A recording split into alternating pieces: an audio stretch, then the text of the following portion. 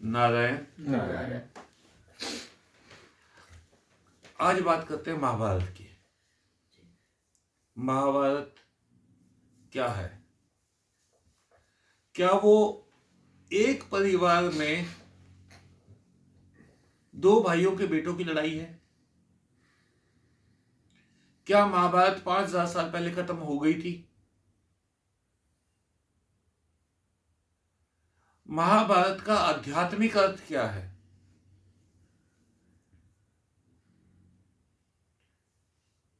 आप उसमें ये लगा के चलिए, पांचों पांडव 5 इंद्रियां हैं।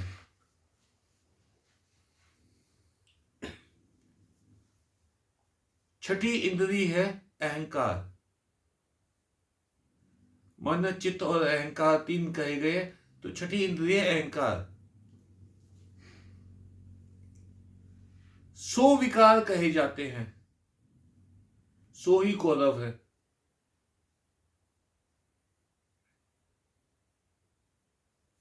जो विकारों का पिता है वो अंधा है, उसे माया नहीं दिखाई देती। माया जिसे दिख गई उसने माया को काट देना है, मार देना है, छोड़ देना है, क्योंकि उसे माया दिखाई नहीं दे रही। तो वो माया में अगर आप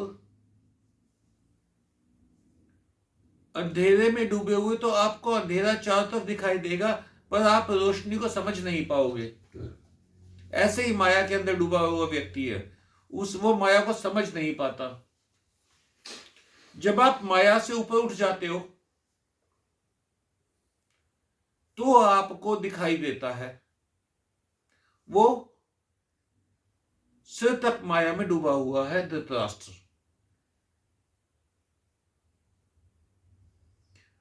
वो अपने 100 विकारों से बहुत प्यार करता है।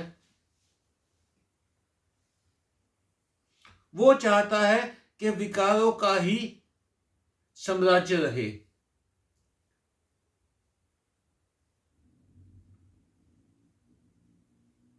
जो 5 ज्ञानेंद्रियां हैं,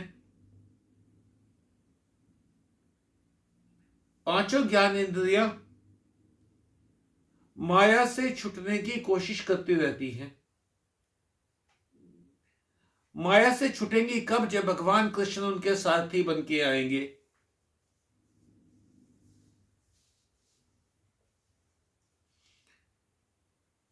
दो बार पांडव जुए में हारते हैं। पहली बार हारते हैं तो वो द्रौपदी को दांव पे लगा देते हैं।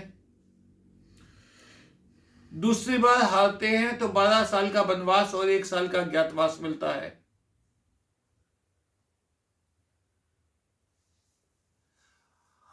पांडव जो आपकी कर्मेंद्रियां हैं, वो उनका जब पतन होता है तो वो अधीन हो जाती हैं विकारों के।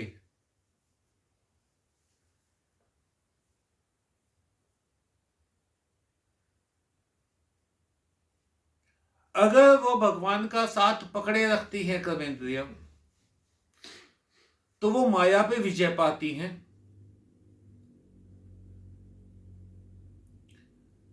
कहते हैं कि उनका जो महल था, मैं दानव ने जो महल बनाया था, वो महल इंद्र की अमरावती को भी मात करता था।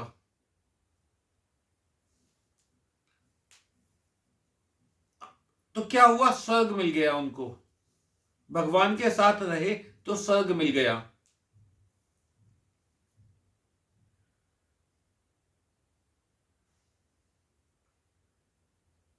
जब आप अपने आप को पूरा भगवान को सौंप देते हो तो भगवान आपको खुद मार्ग दिखाते हैं उनकी शरण में जाने के लिए। वो है गीता का ज्ञान।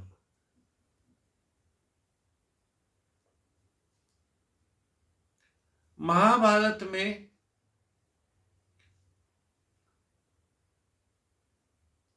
अगर आप देखेंगे, सबसे ज्यादा पीड़ा किसने उठाई पांचों भाइयों में?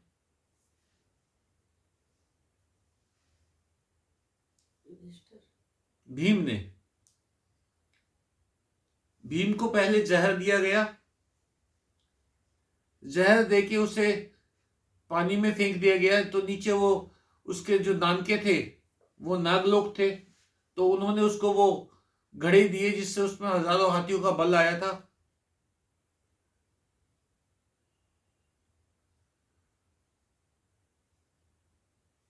दुर्योधन ने युधिष्ठिर से कभी सीधे से झगड़ा नहीं किया, उसका झगड़ा हमेशा भीम के साथ होता रहा।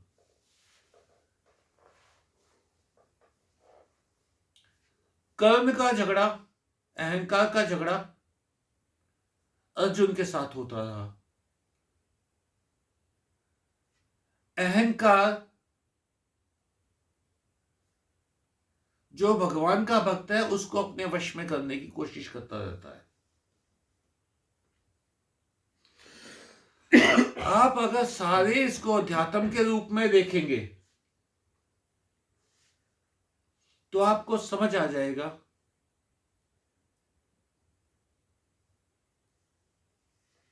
कितनी तरह की भक्ति होती है। 9 तरह की भक्ति होती है। हर एक भक्ति के 2 स्टेप होते हैं, एक तो एंट्री और एक कंप्लीशन, एक प्रवेश, एक संपूर्णता। तो 9 दूनी 18। महाभारत का युद्ध कितने दिन चला था? 18। पूरा का पूरा अगर आप देखें महाभारत आपको आध्यात्मिक रूप से ये बता रहा है कि आपको कहीं डेविएट नहीं करना, कहीं मुड़ना नहीं है, सीधे आपको भगवान की राह पे रहना है।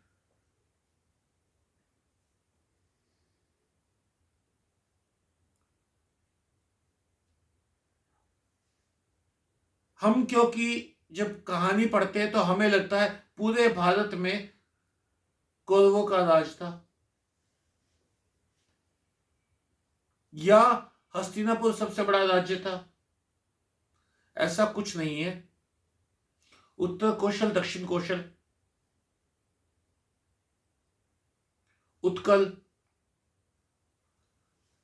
सैकड़ों राज्य थे। 16 कुल जनपद कहे जाते हैं। 16 राज्य तो गिने हुए हैं जो महाभारत के समय में बड़े राज्य थे, जिनके राजाओं ने आके युद्ध में हिस्सा लिया था। छोटे राजा कितने थे उसकी गिनती ही नहीं है। ऐसी क्या वजह थी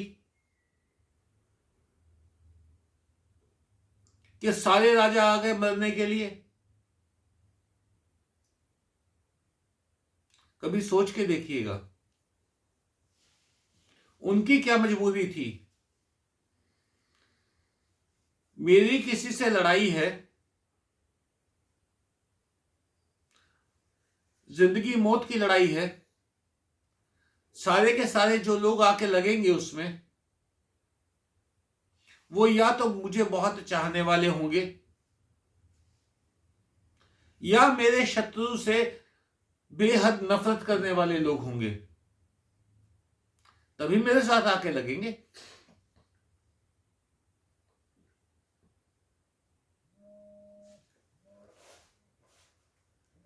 नकुल सहदेव के सगे मामा मध्य नरेश, वो जैसे पहुंचे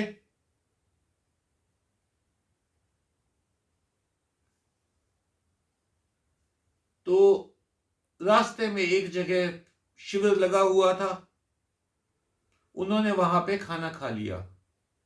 अपनी सेना के साथ जब युद्ध के लिए आ रहे थे तो ये कहा जाता है कि वो शिविर दुर्योधन का था।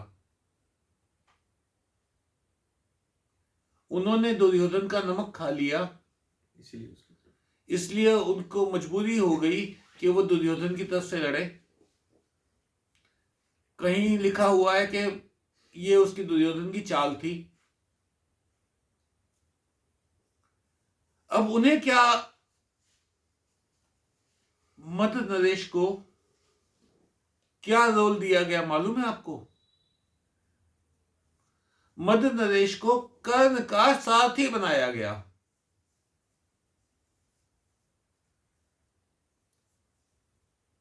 मध्य नरेश ने बदला कैसे लिया?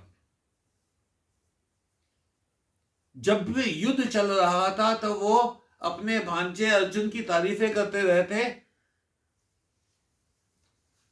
और कर्ण को डिप्रेस करते रहते, लगातार बोलते रहते, ज्ञान भटकाते रहते। तेरी तो कोई औकात ही नहीं है, तू तो खत्म है, आज आज तो तू पक्का मरेगा, ये करेगा वो करेगा, उसको डिप्रेस करते रहे।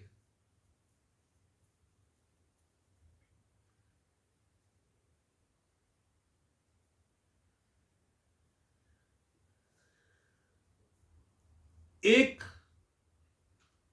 शुद्ध गुण अगर सैकड़ों अवगुणों के बीच में घुस जाता है तो वो उन्हें ट्रांसफॉर्म करने की कोशिश करता रहता है, उनको हराने की कोशिश करता रहता है। ये बड़ी सिंपल सी बात है।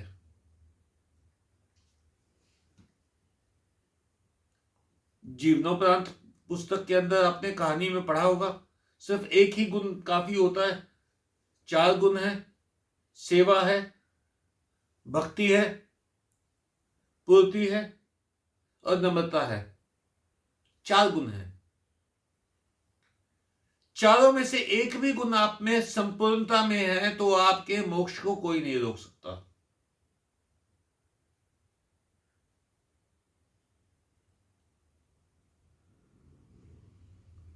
भक्ति संपूर्णता में है तो आपका मोक्ष कोई नहीं रोक सकता। नम्रता आप में संपूर्णता से है तो आपका मोक्ष कोई नहीं रोक सकता। पूर्ति, आपने अपने सभी कर्तव्यों की पूर्ति की है।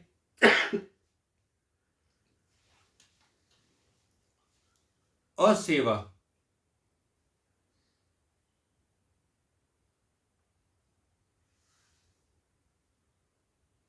तो एक भी गुण वहां पहुंच जाता है तो वो आपको माया से मुक्त कर सकता है। हम लोग उलझे रहे हैं माया में, हम सब उलझे हुए हैं। हमें दुख हो तो समझ लो आप माया में उलझे हो। आपको क्रोध आता है तो आप समझ लीजिए आप माया में उलझे हो। आपको ईर्ष्या होती है तो समझ लीजिए आप माया में उलझे हो। आपको अहंकार होता है तो आप समझ लीजिए आप माया में उलझे हो। अगर आप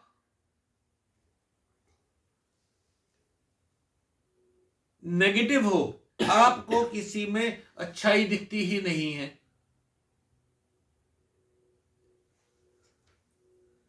तो आप माया में उलझे हो। एक व्यक्ति की कहानी आती है ना कि वो उसको सारी जिंदगी शिकायतें रही सबसे, यहां तक कि भगवान से भी शिकायतें रही।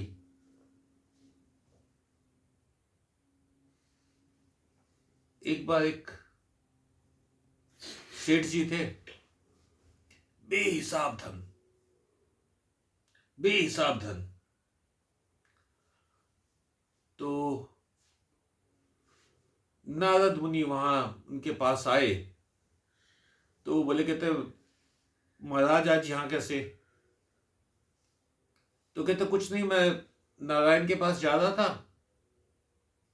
तो सोचा तुम्हें मिलता चलो। कहते जी नारायण को कहना मुझे बहुत दे चुके, मुझे और की आवश्यकता नहीं है। कह सकते हो ये बात तुम? ये बात कह सकता है कोई कि बहुत है जी और नहीं चाहिए? सेठ जी ने कह दिया। अब नारद मुनि हंस पड़े। नारद मुनि चल पड़े। तो रास्ते में देखा एक भिखारी बैठा हुआ है, एक कपड़ा उसके बदन पे है, एक सिंगल कपड़ा फटा हुआ, और भीख मांग रहा है। पेट कमर से जा लगा है, आंखें धस गई हैं, भूखा प्यासा भीख मांग रहा है। तो उन्होंने कहा, कहते उनको कहना भगवान को, उन्होंने कहा मैं भगवान के पास जा रहा हूं, कहते भगवान को कहना मुझे कुछ तो दे दे।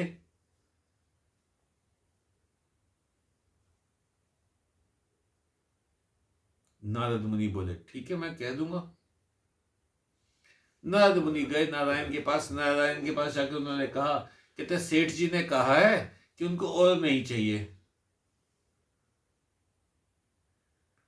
तो भगवान ने उनको बताया कि सेठ जी को जाके ये कह देना। बोले जी एक भिखारी भी था, वो कह रहा कुछ तो दे दो। बोले उसको जाके ये वाला मैसेज उसको दे देना। नारद मुनि आए, नारद मुनि सेठ जी के पास गए, कहते सेठ जी भगवान ने कहा है वो तुम्हें देना बंद कर देंगे, बस तुम आभार व्यक्त करना बंद कर दो, शुक्राना अदा करना बंद कर दो भगवान का। कहते जी कमाल की बात कर रहे हो,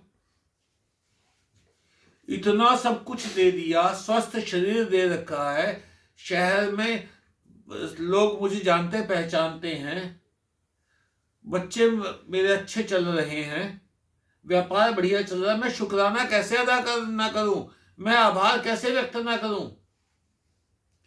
कहते भगवान ने कहा है कि जब तक तू आभार व्यक्त करता रहेगा तब तक वो देना बंद नहीं करेंगे। अब गए उसके पास, भिखारी के पास, कहते तू भगवान का आभार व्यक्त करना शुरू कर दे। भिखारी भड़क गया, किस चीज के लिए आभार व्यक्त करूं मैं, मेरे पास है ही क्या आभार व्यक्त करने के लिए। तू भी पागल है और तेरा नारायण भी पागल है। गुरु महाराज फरमाते थे भिखारी के पास क्या था आभार व्यक्त करने के लिए, सोचो जरा। तो माया से भी बहुत दूर था जी, उसको जो जीवन दिया था अगर उसको भी ले तो वो तो बहुत अच्छे जीवन में था उसके पास। एक तो कायदे से तो मनुष्य जीवन था, मनुष्य जीवन है, स्वस्थ शरीर है, कुछ भी कर एक सकता समय था है, कि वो जब मैं अपने आप को लगा सकता था, डुबा सकता था। उसको अपॉर्चुनिटी दे दी परमात्मा ने।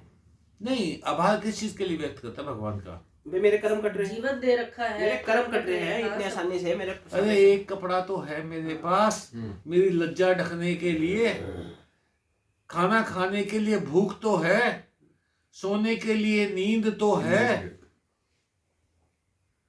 आप आभार व्यक्त करना शुरू कीजिए।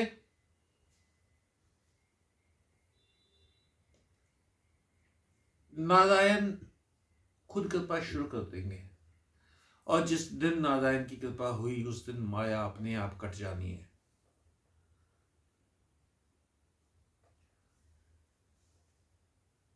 मैंने बहुत लोगों को देखा है जिनमें ना क्रोध है, ना ईर्ष्या है, ना अहंकार है, ना ही लालच है। भगवान का शुक्रिया अदा करते रहते हैं, और भगवान ने दिया भी अबंडेंस में है। उनसे पूछा, और भाई क्या हाल है,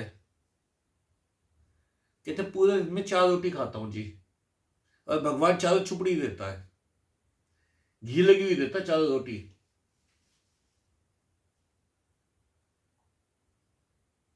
बड़े हैरानी हुई कि उसने इसको धन्यवाद का वो जरिया मान लिया। भाई 4 रोटी हजम भी हो जाती हैं। वेरी गुड, बहुत बढ़िया। और जो रोटी खाता हो ना वो तन को भी लगती है, कोई बीमारी नहीं आती।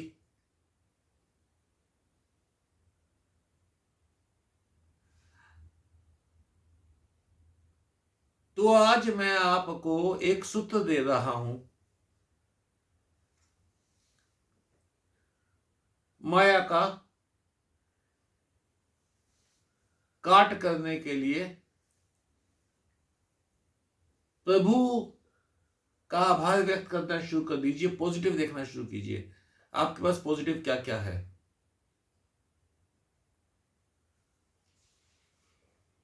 एक बार एक व्यक्ति के पास एक घड़ा था, घड़े में सोने के सिक्के भरे हुए थे। उसने अपने बेटे को बताया, दिया, जब वो बनने लगा तो बेटे को दिया, कहते बेटा इसमें से जितने भी सिक्के हैं निकाल लियो, पर ये घड़ा कभी खाली नहीं होगा, बस इस मंत्र को बोलते रहना। उसको मंत्र बता दिया, वो भूल गया मंत्र। जब घड़ा बिल्कुल खाली हो गया, उसे मंत्र याद ना आए, उसने बहुत सारे ऋषियों मुनियों से, साधुओं से पूछा, संतों से पूछा, बुद्धिमान लोगों से पूछा, बुजुर्गों से पूछा, वो मंत्र किसी के पास नहीं था। तो उसने देखा एक साधु जा रहा था, जाते हुए उसको ठोकर लगी,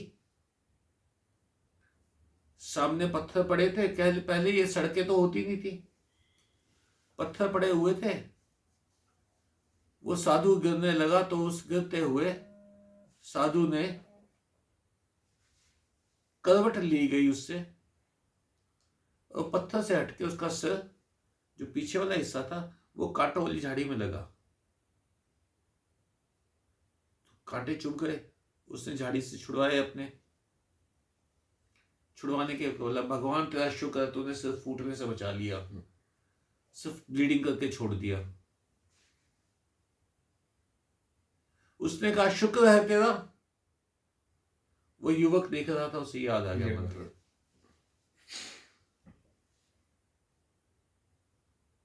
हम लोग क्या है, हम लोग शर्तें लगाते रहते हैं, शर्तों पे शर्तें रखते जाते हैं। भगवान तेरा शुक्रिया अदा करूंगा, अब ये कर दे, अब ये कर। हाँ,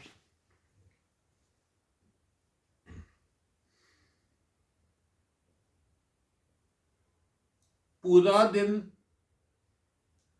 हमें जो जो अचीवमेंट हुई, अगर हम उन अचीवमेंट को गिनना शुरू करेंगे तो आपके शुक्रिया खत्म करने में 1 घंटा लग जाएगा।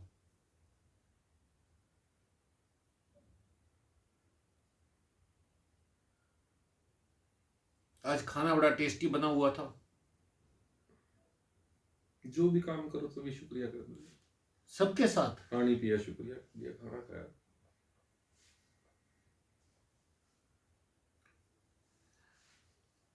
आज तो मैंने आपको बताया महाभारत का आध्यात्मिक पक्ष। अगली बार बताऊंगा रामायण का आध्यात्मिक पक्ष, अगले संडे। आप ग्रंथों को पढ़ेंगे ना, तो ग्रंथ चीख चीख के बोल रहे कि मेरा आध्यात्मिक अर्थ कुछ हो रहा है, तुम कहानी में डूब गए हो।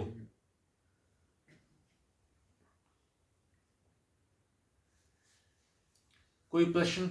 5 ज्ञानेंद्रिया और 5 कर्मेंद्रिया एक बार फिर से बता दीजिए। 5 जिन उनसे कर्म करते हैं, आंख, कान, नाक, मुंह, हाथ, यह सचा। अब जो ज्ञानेंद्रिय हैं, श्रवण, सुन पाना, स्वाद ले पाना, दर्शन देख पाना, महसूस कर पाना, और